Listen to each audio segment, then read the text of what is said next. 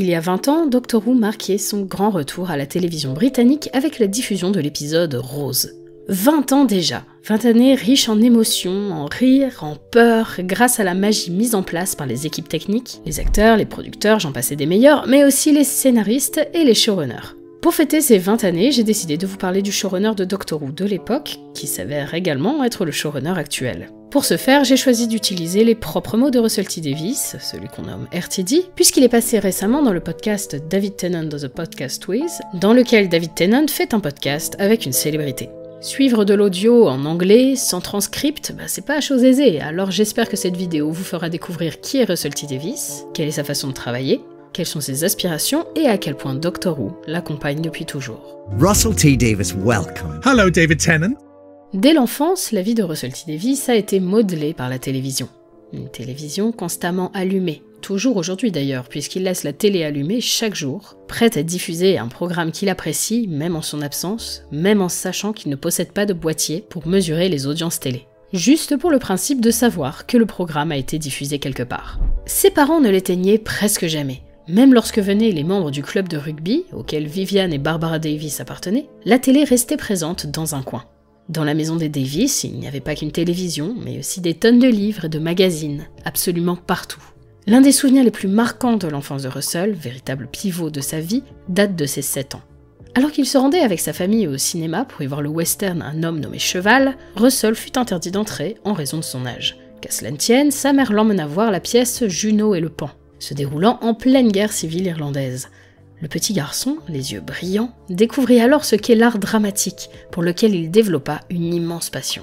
Russell réalise d'ailleurs, au fil du podcast, que Juno et le Pan, pièce engagée, l'a fortement influencé à devenir un homme de gauche et à soutenir publiquement les causes qui lui tiennent à cœur. Le jeune Russell, féru d'art, passait son temps à dessiner, surtout à l'école. Lorsqu'il eut à choisir sa carrière professionnelle à l'âge de 15 ans, il était bien décidé. Quelque chose en lien avec les dessins, peut-être de la pub. Mais Russell étant daltonien, la conseillère d'orientation brisa immédiatement ses rêves. Impossible pour lui, selon elle, de suivre une telle carrière. Russell, adolescent, n'était pas lui-même. Il étudiait à l'école Olkfa, comptant à l'époque plus de 2000 élèves, et il n'y était pas heureux. Personne ne savait réellement qu'il est homosexuel, puisque de tels mots se taisaient pendant les années 70, mais il y avait les doutes. Russell parlait peu et se cachait derrière sa taille imposante pour ne pas être trop harcelé. Il sentit sa vraie vie démarrer vers 11 ou 12 ans, lorsqu'il rejoignit un théâtre des jeunes, à la fois car il put y développer son amour de l'art dramatique, mais aussi car il y rencontra pour la première fois des garçons gays, plus âgés que lui. Russell savait qu'il était attiré par les garçons, même s'il n'avait pas forcément les mots à mettre dessus. Il l'avait constaté en regardant la télévision, qui selon lui n'était pas particulièrement gay, puisqu'il y regardait surtout le Manège Enchanté et Doctor Who, mais il était émoustillé à la rare vue de torse masculin sur l'écran, et savait inconsciemment qu'il devait le cacher. Russell ne pouvait en parler à personne, surtout pas à ses amis, et gardait son secret pour lui, ne vivant sa vie qu'à moitié. Durant l'adolescence et toujours aujourd'hui, Russell regardait de tout à la télévision. Il développa très tôt un goût pour les soap-opéras, ce qui a influencé sa manière d'écrire tout au long de sa carrière. Mais Doctor Who fut, et sera toujours à part dans son cœur. Il se souvient, alors qu'il n'avait que 3 ans et demi à l'époque, de la régénération de William Hartnell, tout particulièrement des boutons du TARDIS qui s'activent seuls et qui l'avaient terrifié. Il se souvient même d'une scène de l'épisode suivant, The Power of the Daleks, perdue depuis mais toujours vivace dans son esprit. Ce qu'il aimait autant enfant dans cette série, c'était la terreur, l'émotion la plus forte qu'il ressentait devant la télévision.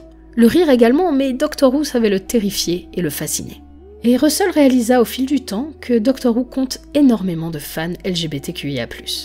Il se rappelle d'une rencontre avec un groupe de jeunes gays de Manchester en 1998. Tous étaient fans de Star Trek, comme ils l'auraient été de Doctor Who 10 ans plus tôt. Russell réalise ainsi que ce n'est pas proprement Doctor Who qui attirait ainsi les LGBTQIA+, mais la science-fiction. Cet échappatoire lorsque tu es coincé chez toi, mal dans ta peau. Ces mondes imaginaires sont des refuges où être soi-même. Maybe it is an escape thing. It's like, Yeah. if you're gay and you're stuck at home and you don't feel like you fit anywhere, go to a fantasy world, and that's where I belong. I was a bit pissed off, to be honest. I thought Doctor Who was really unique. And then I went, oh, right, you're any old show.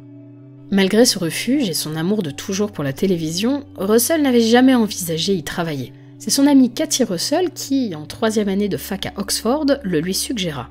L'idée lui apparut comme une évidence. Il candidata immédiatement au programme de formation de la BBC et fut refusé.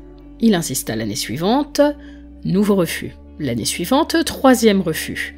Furieux et obstiné, il écrivit à la chef du personnel pour lui dire qu'elle se trompait à son sujet. Celle-ci accepta de le recevoir, lui dit qu'elle envisagerait sa candidature l'année suivante. Une année passe, 4e refus. Cette quadruple frustration ne l'arrêta pas. Russell, nous le savons, devint scénariste, entre autres à la BBC.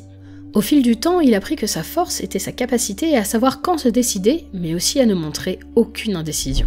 Nicola Shindler, la productrice de sa série Queer as Folk, lui dit un jour qu'il réussirait dans cette carrière parce qu'il est capable de prendre des décisions rapides et de les assumer, même lorsqu'elles s'avèrent être des erreurs. Russell n'en donne pas l'air, mais il vit dans un monde d'indécision, qu'il garde pour lui en affichant l'apparence d'être constamment sûr de lui. Il évoque les idées de futurs projets qui mûrissent dans sa tête comme une forêt boréale d'indécision, mais précise qu'il s'agit d'une étape essentielle, effrayante lorsqu'on débute, mais qu'il faut apprendre à déblayer pour être auteur. Pour autant, la peur est toujours là. Russell est souvent fier de ses premières pages, tandis que les suivantes le plongent dans un doute écrasant, avant d'enfin finir et d'estimer avoir sauvé les meubles. N'ayant pas eu accès à une formation dédiée, Russell regrette d'avoir eu à apprendre ce constat sur le tas.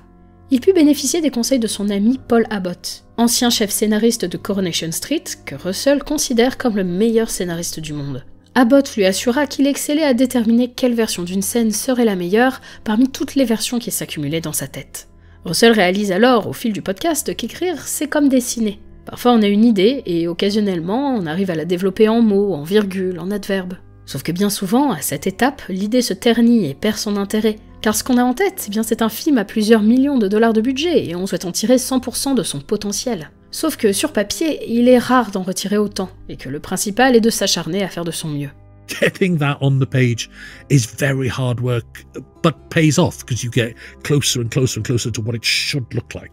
C'est alors que David Tennant lui affirme qu'à ses yeux, il est bien plus qu'un scénariste. Et c'est vrai, Russell T Davies est multitâche. Et pour cela, il a adopté un modèle très américain, qui n'était pas très répandu à la fin du XXe siècle au Royaume-Uni, en dehors des soap-opéras, et qui a pris de l'ampleur grâce aux chaînes câblées, celui de showrunner. Là où les script éditeurs se concentraient purement sur l'aspect scénario, le showrunner a les yeux partout et est sollicité partout. Par la production, par les réalisateurs, les scénaristes évidemment, les techniciens, les acteurs, les monteurs, les mixeurs, les compositeurs. Les conseils et recommandations du showrunner sont attendus à tous les étages. Russell a pris l'habitude de travailler ainsi sur les plateaux des soaps, où tout va très vite et où il est impératif de réagir vite pour communiquer entre les équipes ou programmer des nouveaux tournages. Il y a appris à trouver des solutions efficaces en cas d'imprévu, de pluie, d'absence. Sa vision du showrunner est donc celle de quelqu'un qui est là pour assister tout le monde, mais qui repose lui aussi sur tout le monde, d'où la nécessité de travailler avec une équipe sur la même longueur d'onde que lui. David Tennant estime que c'est ce qui crée une grande fidélité au sein des équipes chapeautées par Russell T Davies, et ce dernier en est conscient et travaille chaque jour là-dessus. Tous les matins, il se consacre à une phase importante de contact auprès de chaque équipe, sur place ou à distance, pour suivre chaque avancée, repérer ce qui ne va pas, ce qu'il faut refaire, mais aussi pour les féliciter quand tout va bien, ce qui arrive assez rarement à la télévision. Il a entre autres à cœur de faire des retours aux acteurs, en s'appuyant sur les rushs des scènes qu'ils ont tournées récemment. Pour Russell, il s'agit de bon sens. Mais pour David, c'est une pratique plutôt rare, mais appréciable dans son métier. C'est avec Queer as Folk en 1999 qu'il mit en place cette méthode, mais aussi qu'il connut un succès qui ne s'essouffle pas. Pour lui, Queer as Folk est avant tout une représentation dramatisée de la vie de la communauté gay à Manchester telle qu'il la connaît. Mais pour le grand public, Queer as Folk est un chamboulement. Pour sa mère également, qui lui reproche d'avoir créé une série qu'elle qualifie d'érotique. Telewatching public, to a lot of the press in particular, this was an unknown world, this was a mysterious world, this was an underground world. We didn't quite realise how controversial it would be, but also, I mean, let's not be disingenuous, because I mean, if you've seen it now, it's filthy. Yeah. Oh my God, it's filthy. It's like, good God almighty, which I love. In my mind, maybe television always was like that. That's my version of television. Right. So it doesn't feel shocking or controversial to fill that space. That's a space where I was anyway. Russell et la productrice, Nicola Shindler, savaient qu'il n'y allait pas de main morte avec ce projet.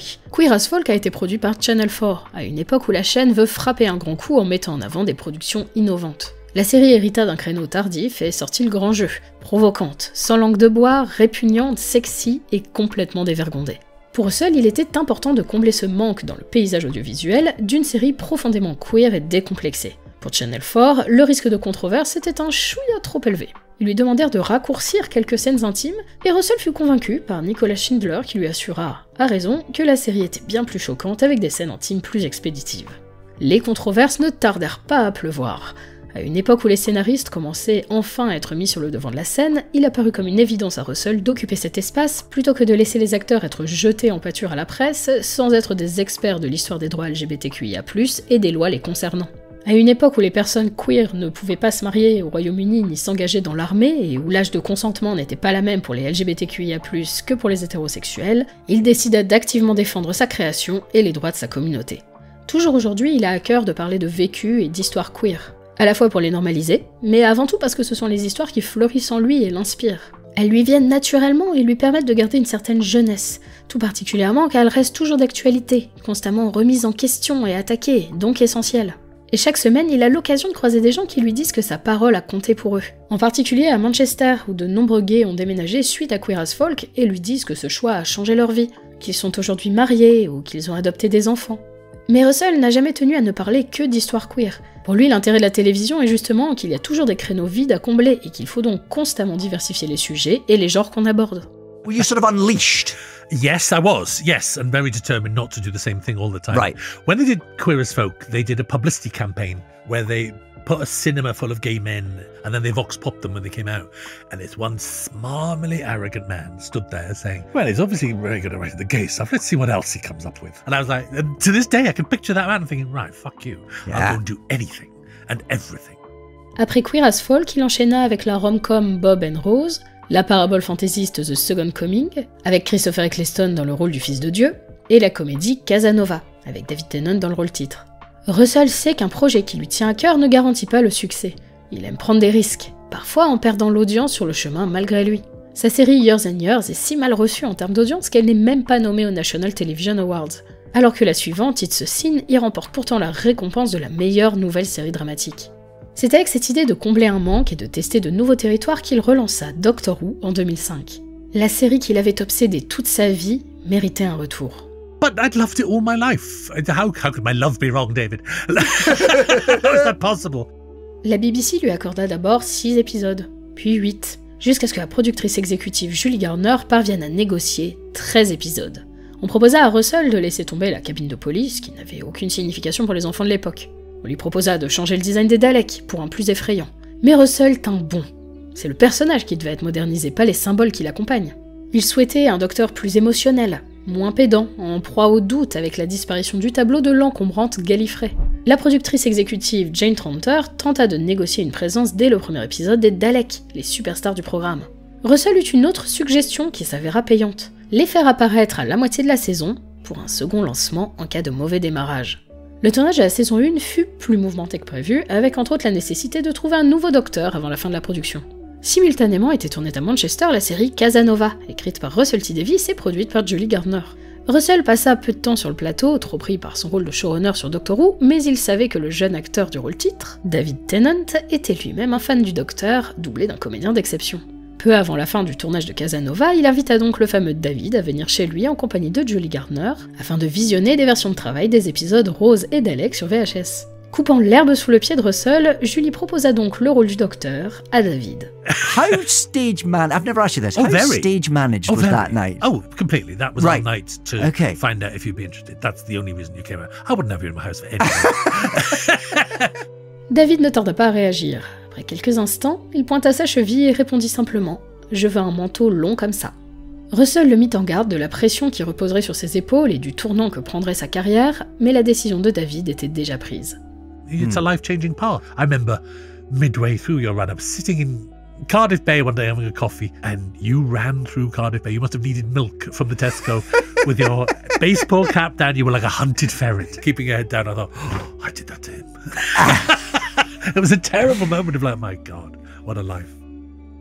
Puis, après 5 ans de bons et loyaux services, Russell, enchanté mais lessivé, comprit qu'il était temps de passer à autre chose. Sa tête fourmillait d'idées, en premier lieu Cucumber, une suite spirituelle de Queer as Folk centrée sur des gays plus âgés.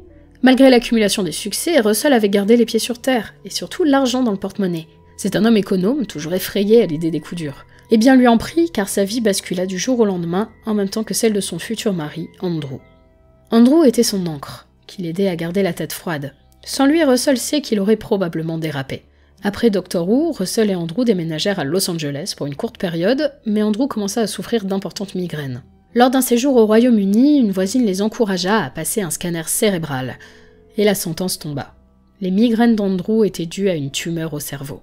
Andrew refusa d'en savoir plus, préférant suivre ses soins et rester dans l'ignorance. Mais Russell fut averti. La tumeur en était au stade 4 et l'espérance de vie d'Andrew était réduite à 18 mois. Pour Russell, le monde s'effondrait, mais il se força à dissimuler ses émotions. Seul comptait Andrew. Retourner aux États-Unis fut exclu. Russell arrêta de travailler pour s'occuper à plein temps d'Andrew, qui n'avait aucune idée de la gravité de son état. Russell est persuadé, avec le recul, qu'Andrew avait fait le bon choix en restant dans l'ignorance, car il ne perdit jamais espoir. Et malgré sa tumeur incurable, Andrew ne tint pas 18 mois, mais 8 ans. 8 années difficiles, pleines de doutes, de rendez-vous médicaux, mais aussi d'amour inconditionnel. Russell bénit ses économies qui lui permirent de vivre 8 années confortables à deux, que Russell estime être finalement les plus belles années de leur relation. We had the best 8 years. We'd been together for 12 years before that. But those 8 years were lovely because we spent every second. I literally stayed at home, lived at home. We sat there. I did all the cooking. I did everything. He took the bins out. That was his one task. Right. And I think of him now. I still remember those 8 years. And I need to work much harder at remembering the 12 years. Russell ne ressent pas de rancœur. De la tristesse, oui, de la colère et un sentiment d'injustice, mais pas de rancœur. Car il garde en mémoire tout ce qu'ils ont partagé durant ce sursis. Suite au décès d'Andrew, Russell se remit au travail. Ses 2 projets suivants, Years and Years et It's a Sin, furent éminemment politiques, sombres, tristes et engagés. Beaucoup de gens estimèrent que cette envie de parler de la mort, en particulier avec It's a Sin, lui est venue à cause de ce qui était arrivé à Andrew, mais Russell avait surtout envie de parler d'un thème qui le hantait depuis les années 80, quand tant de ses amis et connaissances de la communauté homosexuelle mouraient du sida. Russell, qui a eu 18 ans en 1981, est conscient qu'il a une chance insolente de ne pas avoir attrapé le VIH. Mais il était important pour lui de parler de ses amis disparus, majoritairement ceux partis vivre à Londres, pour beaucoup acteurs dans le West End, le quartier des théâtres, un des premiers lieux où ont commencé les mobilisations au Royaume-Uni pour une prise en charge des victimes du VIH. Après cette parenthèse historique et tragique, Russell désirait autre chose. Toutes les portes lui étaient ouvertes, pourtant il choisit une des options les plus surprenantes. Retourner sur Doctor Who, son amour de toujours. Ses budgets réduits à peau de chagrin, la BBC voulait obtenir un partenariat avec un streamer, ainsi qu'étendre la série à des coproducteurs. Russell réalisa que pour que Doctor Who reste Doctor Who, elle aurait donc besoin d'être protégée. I kind of figured it might need protecting. Because it couldn't have existed without some money from a streamer, because that's the world we're in. Exactly. That's what they wanted. Last line that I said was, I don't want to go. Yeah. Which felt very true, and yet also we were ready to go. Yes. But we've both ended up going back. You're still there. Yes, I know. How could you ever really imagine setting it down? I won't go back a third time, for God's sake, that would be insane. So yeah. Well, you didn't think you'd go back a second time. That's very true, but I'm not getting younger, darling. My God. And I will need to slow down at some points. Pour autant, Russell ne s'éloignera jamais vraiment de Doctor Who. Il lit toujours avec autant de passion le Doctor Who magazine, émerveillé récemment par une interview de 25 pages du producteur Philip Hinchcliffe. Il commence tout de même à réfléchir à sa succession.